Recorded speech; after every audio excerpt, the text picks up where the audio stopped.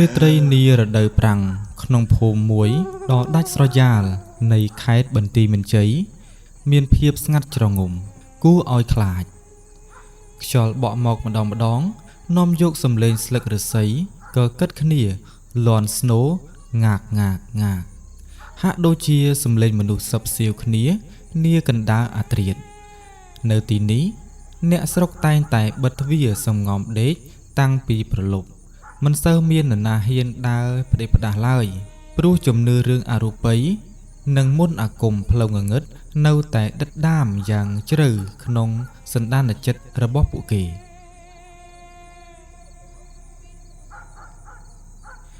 នៅចុងភូមិមានផ្ទះឈើចាស់មួយខ្នងសង់ដាច់គេក្បែរមាត់ព្រៃ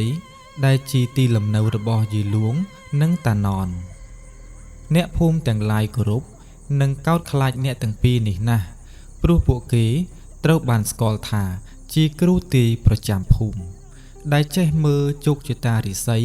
និងចេះរៀបចំបាយសីសែនព្រេនបណ្ដេញឧបទ្រពចង្រៃតែទោះជាយ៉ាងណាមានក្មេងម្នាក់ដែលមិនដែលខ្វល់ឬជឿលើការទុះទាយនោះឡើយនោះគឺអាខិលជាក្មេងប្រុសកំព្រាវ័យប្រមាណ13ឆ្នាំសម្បូរស្រអែមរហ័សរហួននិងមានចរិតខូចខលបន្តិចមែនតែគេជាក្មេងឆ្លាតគេតែងតែសង្កេតឃើញកាយវិការមិនប្រក្រតីរបស់លោកយាយលួងនិងតាណនជាពិសេសការទារប្រាក់ឬគ្រឿងដង្វាយថ្លៃពីអ្នកភូមិដែលកំពុងជួបទុក្ខក្តីសង្ស័យបានរុញច្រានឲ្យអាខិលសម្រេចចិត្តធ្វើរឿងមួយដែលអ្នកភូមិគ្មានអ្នកណាហ៊ានធ្វើគឺលបស៊ើបការផ្ទះគ្រូទាយកណ្ដាលយប់ម៉ោងប្រមាណ12អាធ្រាត្រសំឡេងឆ្កែលូយ៉ាងទ្រហឹងពីចម្ងាយបង្កើតបានបរិយាកាសព្រឺព្រួចអាខិលស្លៀកខោខ្លីដើរជើងទទេលបវាកាត់គុំជែកយ៉ាងស្ងប់ស្ងៀមសំដៅទៅក្រោមផ្ទះរបស់យាយលួងគ្រាន់តែវាទៅដល់កន្លែងចណ្ដើស្រាប់តែក្លិនស្អុយមួយរលួយបានសាយភាយមកប៉ះច្រមុះលេឡំនឹងក្លិនធូបដែលគេដុតសែនយ៉ាងឆួលអាខើយកដៃខ្ទប់ច្រមុះទប់ដង្ហើមរួចសម្លឹងទៅប្រហោងក្តារជញ្ជាំងទិដ្ឋភាពនៅខាងក្នុងធ្វើឲ្យក្មេងប្រុសដែលធ្លាប់តែរឹងរូសម្នាក់នេះស្រាប់តែព្រឺសម្បូរខ្ញាក់ពន្លឺភ្លើងទៀនក្រហមឆ្អៅព្រិចបង្ហាញឲ្យឃើញអាសនៈមួយដែលពោពេញទៅដោយលលាក្បាលសត្វនិងក្រណាត់យ័ន្តពណ៌ខ្មៅក្រហមជីលួងកំពុងអង្គុយសូត្រមន្តគាថាសក់ទម្លាក់សយាភ្នែកស្លាំងចំណែកតាណនកំពុងយកម្ជុលចាក់ដោតទៅលើរូបទីងមងដីឥដ្ឋទូចមួយដែលមានរំអំបោះសីមាខ្មៅអូវិញ្ញាណតៃហោងព្រាយបិសាចទាំងឡាយចូលទៅកាត់ថ្លើមកាត់ប្រមាត់វាឲ្យវាចោះញោមនឹងអំណាចអញបើវាមិនយកដង្វាយមកសែនព្រេនឲ្យអញទេឲ្យវាវិនាសអន្តរាយសំលេងយាយលួងស្អកគួចផ្លុំដោយកម្លាំងអាគមខ្មៅធ្វើឲ្យខ្យល់នៅជុំវិញផ្ទះបក់បោកកាន់តែខ្លាំងអាខើបើកភ្នែកធំវាទៅតែដឹងការពិតថាគ្រូទាយដែលអ្នកភូមិគោរពបូជាតាមពិតគឺជាមេធ្មប់ផ្លូវងងឹតដែលលួចដាក់អំពើអ្នកភូមិដើម្បីកេងប្រវ័ញ្ចយកលៀបសក្ការៈសោះដោយសារតែភ័យពេកអាខើរំកើខ្លួនថយក្រោយបន្តិចតែជាអកុសលជើងរបស់វាបានទៅតាក់នឹងអំបែងឆ្នាំងដីនៅក្បែរនោះឮសូរតែប្រាវ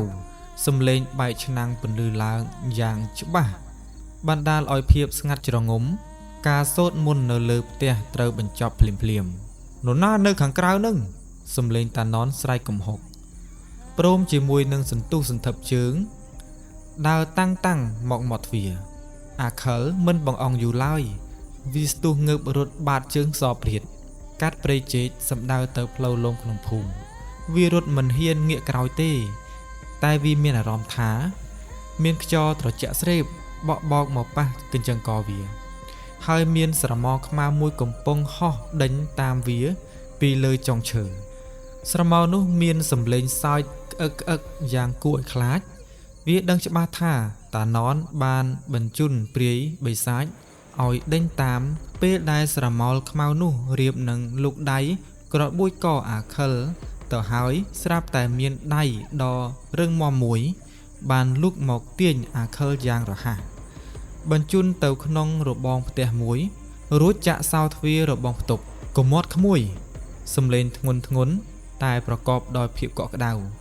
និងអំណាចបានពន្លឺឡើងនៅក្បែរត្រចៀកវាបេះដូងរបស់អាខិលលោតដឹបស្ទើរតែធ្លាចេញពីទ្រូងខ្យល់ដកដង្ហើមថប់ប្រកាច់ប្រកិនក្នុងបំពង់ក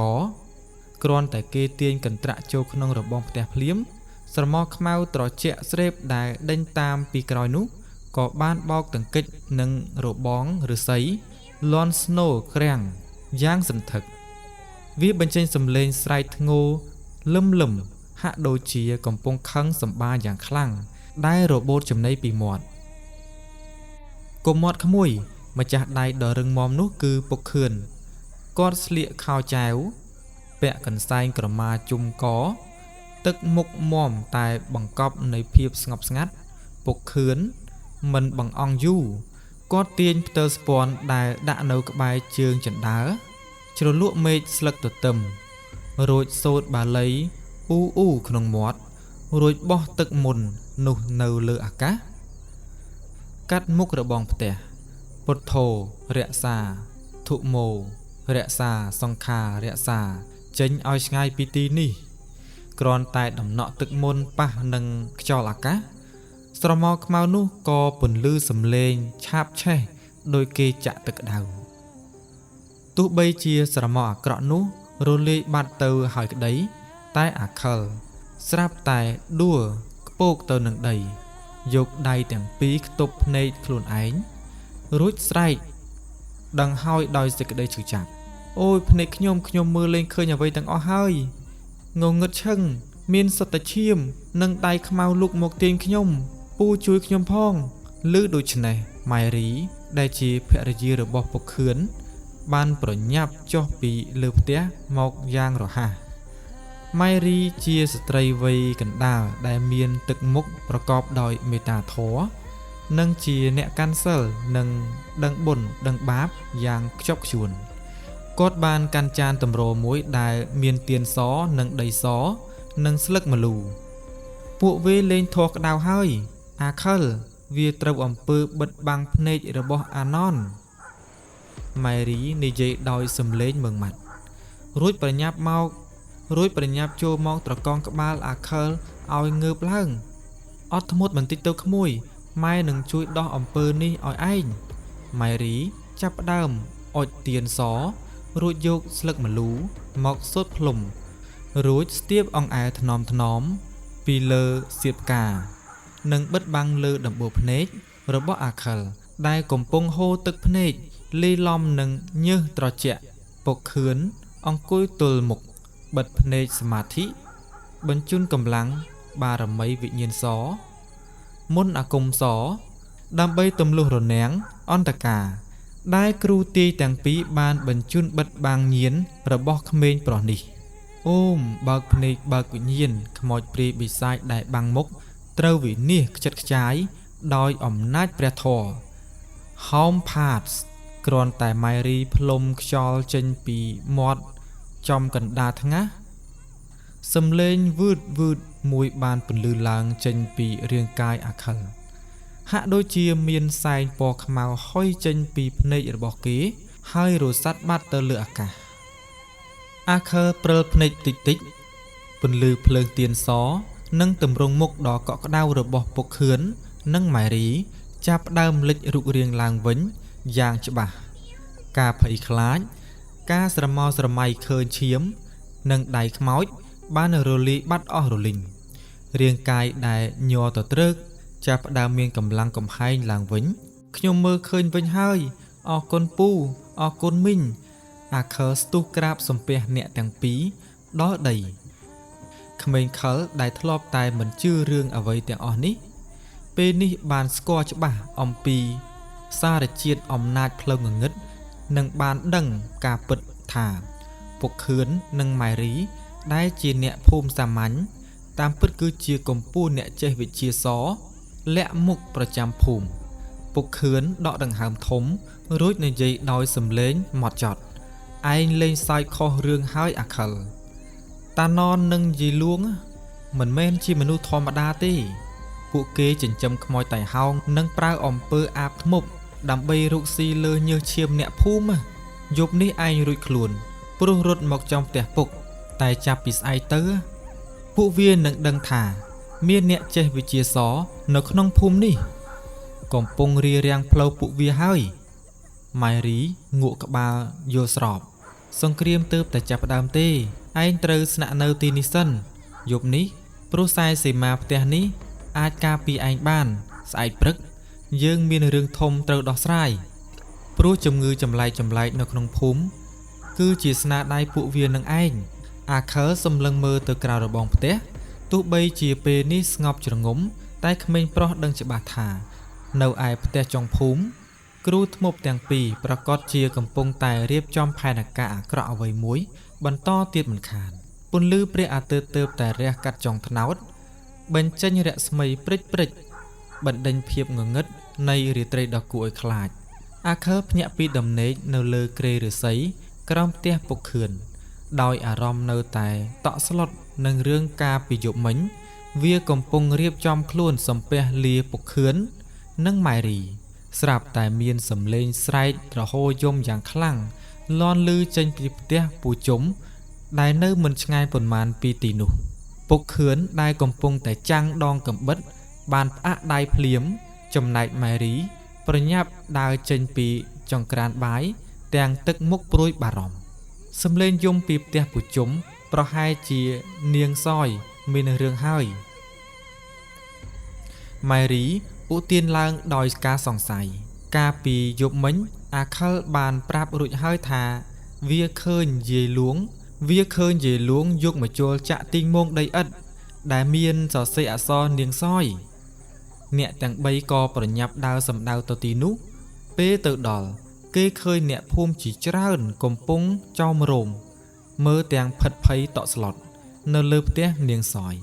ដែលជាកូនក្រមុំទៅនឹងរៀបការថ្មីថ្មោងកំពុងតែដេកប្រកាច់ប្រកិននៅលើកន្ទេលភ្នែកទាំងពីរសក្រឡោតទឹកមាត់ពពុះចេញពីមាត់ហើយរាងកាយរបស់នាងឡើងពណ៌ស្វាយជាំដុំហាក់ដូចជាមាននរណាម្នាក់វាយដំយ៉ាងចាស់ដៃនាងស្រែកធ្ងោដោយការឈឺចាប់តែសំឡេងដែលចេញមកមិនមែនជាសំឡេងរបស់នាងទេគឺជាសំឡេងស្អកដូចជាសំឡេងមនុស្សចាស់កំសត់ចំពេលនោះមេឃុំមុកដែលជាអ្នកមានអំណាចនិងជាទីពឹងរបស់អ្នកភូមិបានជិះកង់មកដល់មេឃុំមុកជាមនុស្សត្រង់មានទឹកចិត្តជួយរាស្ត្រតែគាត់មានជំនឿយ៉ាងងប់ងល់លើរឿងអបិយជំនឿគាត់ទម្លាក់កង់ចោលរួចប្រញាប់ឡើងទៅលើផ្ទះកើតអីនឹងពូជុំក្មួយសយឈឺអីក៏សាហាវម្លេះហៅពេទ្យមកមើលឲ្យឬនៅមេឃុំមុកសួរដោយក្តីបារម្ភពូជុំយំរហូតតតែសោះកម្លាំងឆ្លើយតបទាំងញ័រមាត់ហៅមកឲ្យលោកមេឃុំពេទ្យចាក់ថ្នាំបញ្ចុះកម្ដៅមិនក៏មិនបាត់គាត់ថាឈឺនេះចម្លែកណាស់គាត់មើលមិនយល់ទេ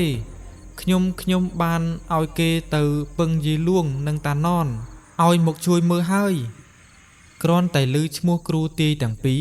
អាខើដែលឈោពួនក្បែរខ្នងពុកខឿនស្រាប់តែក្តាប់ដៃញ័រចង់ប្រប់វានឹកឃើញរូបភាពយាយលួងចាក់មកជុលលើទីងមងកំហឹងក៏ឆេះឡើងតែពុកខឿនបានយកដៃមកសង្កត់ស្មាថ្នមជាសញ្ញាប្រាប់ថាកុំតន់មាត់មួយសន្ទុះក្រោយមកយាយលួងនិងតាណនក៏បានលេចមុខមកដល់ក្នុងសម្លៀកបំពាក់ពណ៌សកំបាំងមុខធ្វើរឹកពីជាអ្នកស័ក្តិសិទ្ធិគ្រាន់តែឈានជើងដល់លើផ្ទះភ្លាមយាយលួងធ្វើជាថ្មិចភ្នែក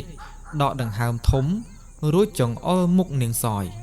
អាក្រក់ណាស់ក្មេងនេះកាលពីល្ងាចមិញដើរកាត់ដើមជ្រៃធំចុងភូមិមិនបានដោះមួកថែមទាំងស្ដោះទឹកមាត់ចំកន្លែងស័ក្តិសិទ្ធិទៀតឥឡូវម្ចាស់ទឹកដីគេខឹងគេមកចូលកាច់កយកប្រមាត់ហើយយាយលួងនិយាយកុហក ធ្វើឲ្យអ្នកភូមិដែលឈោមើលភ័យស្រឡាំងកាំងមេឃុំមកជឿស្លងតែម្ដងគាត់ប្រញាប់សំពះយាយលួងសូមលោកយាយជួយក្មួយវាផង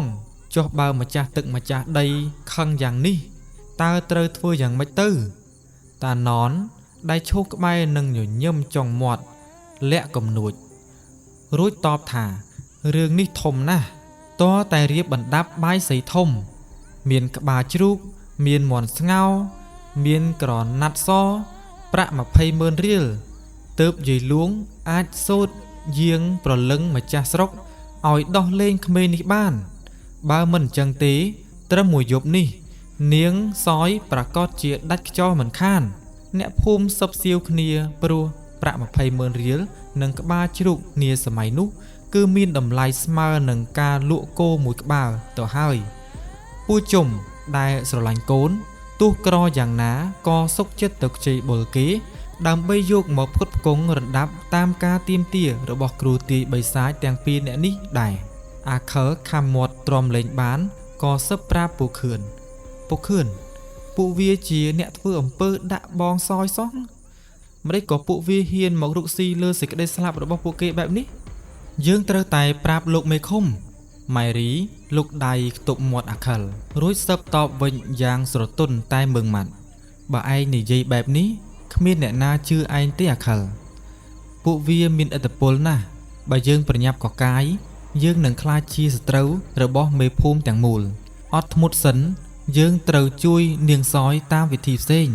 ពុកខឿនសម្លឹងមើលទៅយាយលួងដែលកំពុងតែអង្គុយសូត្រមន្តបោកប្រាស់អ្នកភូមិគាត់ដឹងច្បាស់ថាអ្វីដែលកំពុងធ្វើបាបនាងសយមិនមែនជាម្ចាស់ទឹកម្ចាស់ដីទេ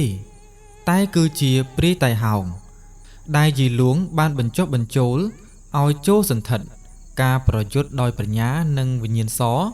ដើម្បីសង្គ្រោះភូមិគោកចាស់គឺជៀសមិនរួចឡើយព្រះអាទិត្យលិចផុតបាត់ទៅបន្សល់ទុកនៅពន្លឺប្រលប់ក្រហមព្រឿងនៅចុងមេឃមុននឹងស្បៃរាត្រីចូលមកគ្រប់ដណ្ដប់ភូមិគោកចាស់ម្ដងទៀតបន្ទាប់ពីមេឃុំមកនិងអ្នកភូមិត្រឡប់ទៅផ្ទះរៀងៗខ្លួនដោយសេចក្តីព្រួយបារម្ភផ្ទះរបស់ពូជុំក៏ធ្លាក់ចូលក្នុងភាពស្ងាត់ជ្រងំ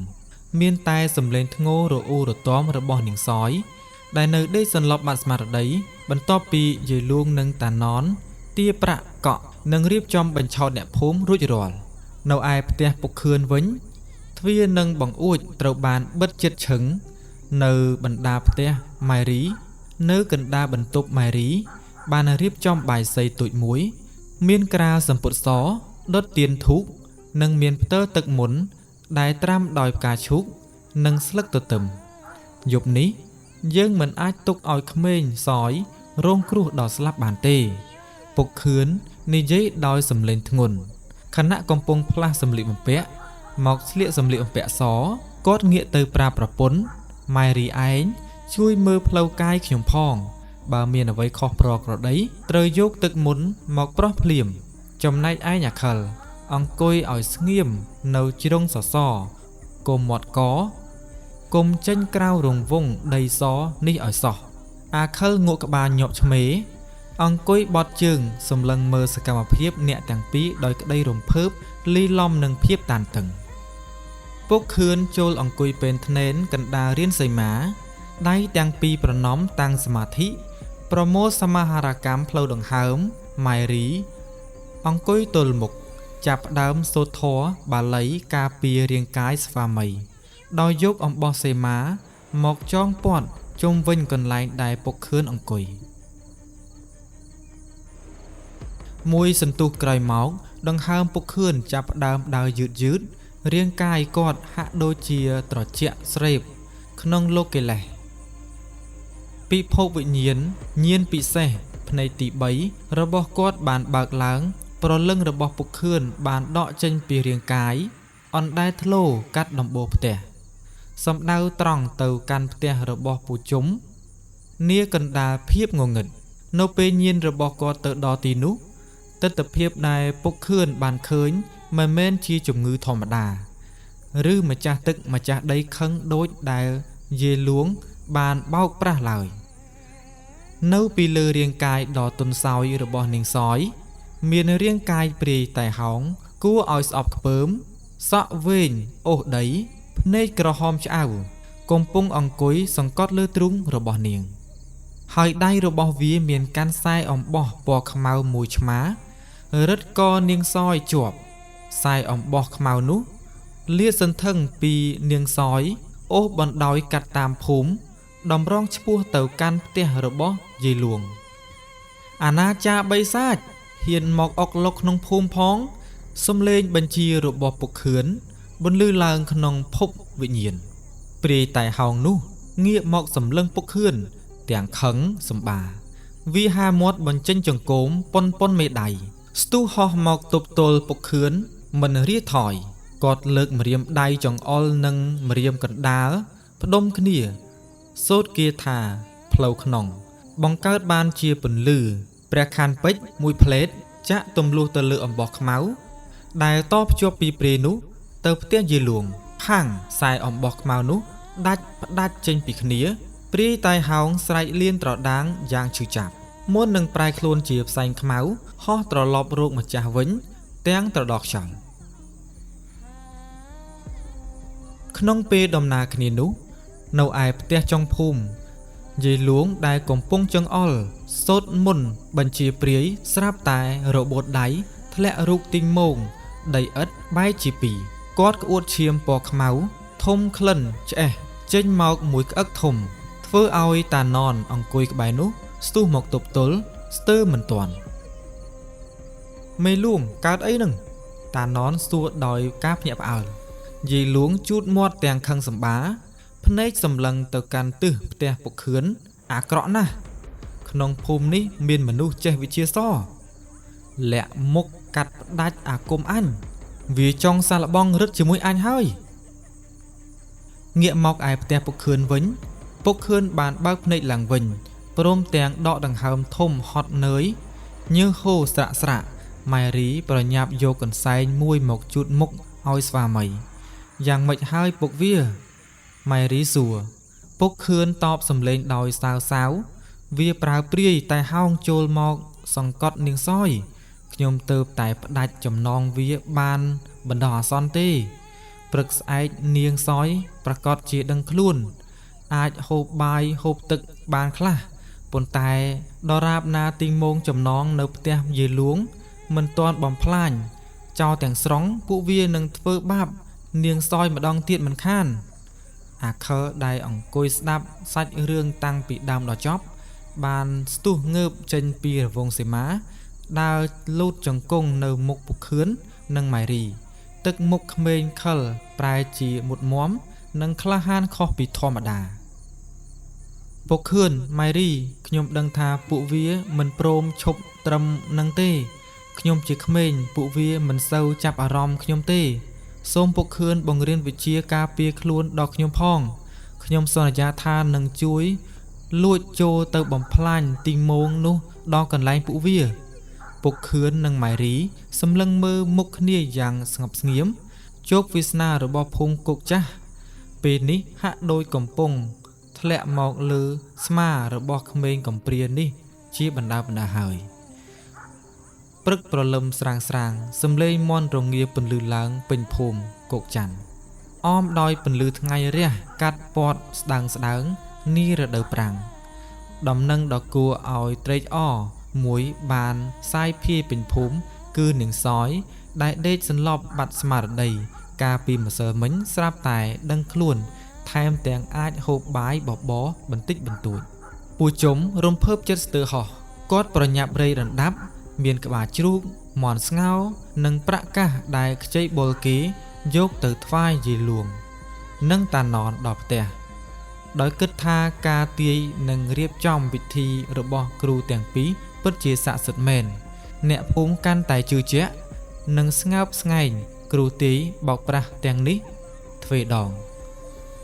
អាខិលដែលលាក់ខ្លួនសម្លឹងមើលទស្សនភាពនេះពីចម្ងាយក្តាប់ដៃជាប់ដោយសេចក្តីខឹងសម្បា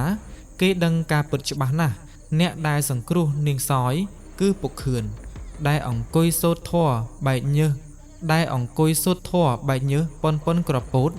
កាលពីយប់មិញសោះមិនមែនជា មេធ្មប់ទាំងពីរនោះទេអាខិលប្រញាប់រត់ត្រឡប់មកផ្ទះពុកខឿនវិញគ្រាន់តែមកដល់អាខិលមិននិយាយស្ដីច្រើនក៏ទម្លាក់ខ្លួនលោតជង្គង់នៅមុខពុកខឿននិងម៉ៃរីរួចលើកដៃសំពះពុកខឿនម៉ៃរីពួកវាបានចិត្តណាស់យកមុខយកមាត់កេងប្រវាញ់ញើសឈាមពូជុំឡើងរលីងខ្ញុំសូមអង្វរសូមពុកទទួលខ្ញុំជាកូនសិស្សផងខ្ញុំចង់រៀនវិជ្ជាសដើម្បីតាមកំចាត់ពួកវាពុកខឿនដាក់កាំបិតចាំងដងពូថៅចុះដកដង្ហើមធំរួចសម្លឹងមើលកែវភ្នែកដ៏មុតស្រួចរបស់ក្មេងប្រុសវិជ្ជាសមិនមែនរៀនដើម្បីយកទៅសងសឹកឬចងអាឃាតនរណាម្នាក់ទេអាខិលពុកខឿនមានប្រសាសន៍ដោយសំឡេងធ្ងន់និងមើងម៉ាត់ផ្លូវនេះវាជារនាំងការពារអ្នកទុនសោយនិងថែរក្សាសេចក្តីសុខបើឯងមានចិត្តគុំគួនពេលឯងរៀនទៅអាគមនឹងវាបកមកទម្លុះខ្លួនឯងមិនខានម៉ៃរីដើរមកអង្គុយក្បែររួចលូកដៃអង្អែលក្បាលអាខិលថ្នម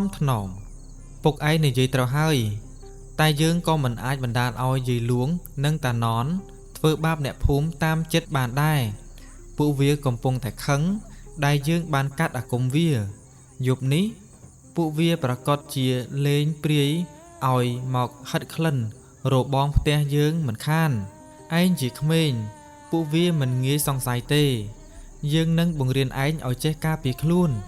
ដូច្នេះអាខិលរំភើបចិត្តយ៉ាងខ្លាំងគេប្រញាប់ក្រាបសំពះ3ដងខ្ញុំសន្យាថានឹងស្ដាប់បង្គាប់ពុកនិងម៉ែគ្រប់រឿងនាយប់នោះនៅលើផ្ទះពុកខឿន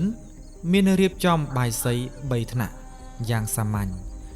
ដើម្បីធ្វើពិធីសែនព្រេនទទួលអាខិលជាកូនសិស្សលួចលាក់ពុកខឿនបានយកអំបោះសីមាក្រហមដែលសូត្រផ្លុំពេញមួយត្រីមាសមកចងរុំដៃសងខាងរបស់អាខិលរួចប្រគល់ខ្សែចង្កេះយ័ន្តទូចមួយឲ្យគេពាក់ជាប់នឹងខ្លួនខ្សែយ័ន្តនិងអំបោះនេះនឹងជួយបាំងក្លិនប្រលឹងរបស់ឯងមិនឲ្យពួកខ្មោចព្រាយបិសាចដែលអាណនវាលេងមកនោះមើលឯងឃើញទេក្រៅពីនេះពុកនឹងបង្រៀនឯងពីគាថាបិទភ្នែកទឹកដើម្បីឲ្យឯងបានលបចូលទៅក្បែរផ្ទះវាដោយពួកវាមិនអាចប្រើវិញ្ញាណដឹងបានពុកខឿនចាប់ផ្ដើមបង្រៀនអាខិលឲ្យចេះតាំងសមាធិនិងទន្ទិញមុនបាលីការពារកាយទោះជាក្មេងខិលមិនធ្លាប់រៀនសូត្រតែអាខិលមានស្មារតីចងចាំល្អនិងមានឆន្ទៈមុតមមវាអាចទន្ទិញចាំបានយ៉ាងរហ័ស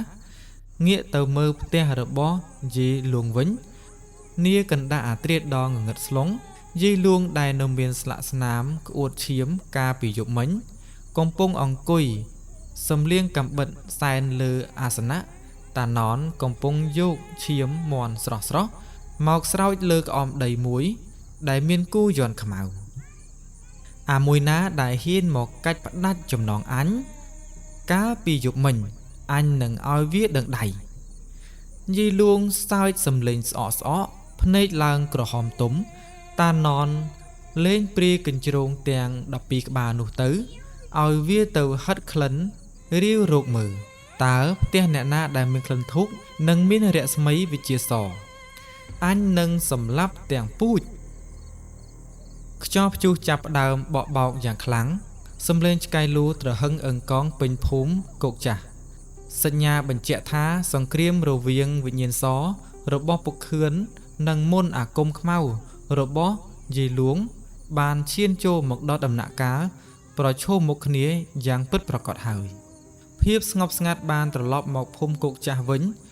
បានតែមួយរយៈពេលខ្លីនៅឯផ្ទះចុងភូមិយាយលួងកំពុងអង្គុយសម្លឹងមើលក្អមដីចំណងដែលប្រេះបែកដោយសារឥទ្ធិពលអាគមរបស់ពុកខឿនកាលពីយប់មុនទាំងក្តៅក្រហាយយាយលួងកំពុងអង្គុយសម្លឹងមើលក្អមដីចំណងដែលប្រេះបែកដោយឥទ្ធិពលអាគមរបស់ពុកខឿនកាលពីយប់មុនទាំងក្តៅក្រហាយតាណនដើរចូលមកដោយទឹកមុខមាំក្នុងដៃកាន់លលាក្បាលមនុស្សដែលប្រឡាក់ដោយឈាមស្រស់តាណនពួកដែលហ៊ានកាត់អាគមអញវាច្បាស់ជានៅក្នុងភូមិនេះ វាជាអ្នកចេះវិជាសយាយលួងសង្កេតថ្មិញភ្នែកឡើងក្រហមទុំយើងមិនអាចទុកឲ្យវារស់បានទេ